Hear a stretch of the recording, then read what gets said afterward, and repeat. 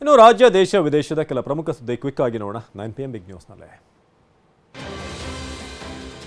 Greater Bengaluru authority ಜಾರಿ ಮಾಡೋಕೆ ಸರ್ಕಾರ ಮುಂದಾಗಿದೆ. ಬೆಂಗಳೂರಿನ 5 ವಿಭಾಗಗಳಾಗಿ ವಿಂಗಡಿಸಿ 5 ಮಹಾನಗರ ಪಾಲಿಕೆಗಳ ಗಡಿ ಗುರುತು ಮಾಡಲಾಗಿದೆ.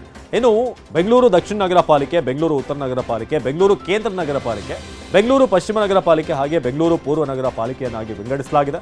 ಸದ್ಯ ಇರುವಂತಹ ಪಾಲಿಕೆಯ ಕೇಂದ್ರ ಕಚೇರಿಯನ್ನು ಗ್ರೇಟರ್ ಬೆಂಗಳೂರು ಅಥಾರಿಟಿ ಕೇಂದ್ರ ಕಚೇರಿಯಾಗಿ ಮಾರ್ಪಾಡು ಮಾಡಲಾಗುತ್ತೆ. ಆಗಸ್ಟ್ 10ರೊಳಗೆ ಬಿಬಿಎಂಪಿ ಬದಲು ಜೆಬಿಎ ಜಾರಿಗೊಳಿಸುವುದಕ್ಕೆ ಪ್ಲಾನ್ ರೂಪಿಸಲಾಗಿದೆ. ಆಗಸ್ಟ್ನಲ್ಲಿ ನಡೆಯುವಂತಹ ಅಧಿವೇಶನದಲ್ಲಿ ಈ ಸಂಬಂಧ ಬಿಲ್ ಪಾಸ್ ಮಾಡಲು ರಾಜ್ಯ ಸರ್ಕಾರದಿಂದ ತಯಾರಿಯಾಗಿದೆ. ವಿಭಾಗಗಳ ಬಗ್ಗೆ ಆಕ್ಷೇಪಣೆಗಳಿದ್ದರೆ ಸಾರ್ವಜನಿಕರ ಸಲಹೆ ಪಡೆಯುವಂತೆ ಬಿಬಿಎಂಪಿ ಸೂಚಿಸಿದೆ. ಬಸವ ಜಯಮೃತ್ಯುಂಜಯ ಶ್ರೀಗಳ ಗೇಟ್ ಪಾಸ್ ನೀಡಿ ಅವರಿಗೆ ಪರ್ಯಾಯ ವ್ಯವಸ್ಥೆಗೆ ಚಿಂತನೆ ಮಾಡ್ತಿದ್ದೇವೆ ಅಂತ ಕಾಂಗ್ರೆಸ್ ಶಾಸಕ ವಿಜಯಾನಂದ ಕಾಶ್ಯಪ್ನವರು ಹೇಳಿದ್ದಾರೆ. ಮಠಕ್ಕೆ ಮಾಲೀಕರು ಸ್ವಾಮೀಜಿ ಅಲ್ಲ, ನಮ್ಮ ಟ್ರಸ್ಟ್ ಅಂತ ಹೇಳಿದ್ದಾರೆ. ಅತ್ತ ಬಾಗಲಕೋಟೆಯಲ್ಲಿ ಶ್ರೀಗಳ ಆರೋಗ್ಯದಲ್ಲಿ ಏರುಪೇರಾಗಿದ್ದು ಆಸ್ಪತ್ರೆಗೆ ದಾಖಲಿಸಲಾಗಿದೆ.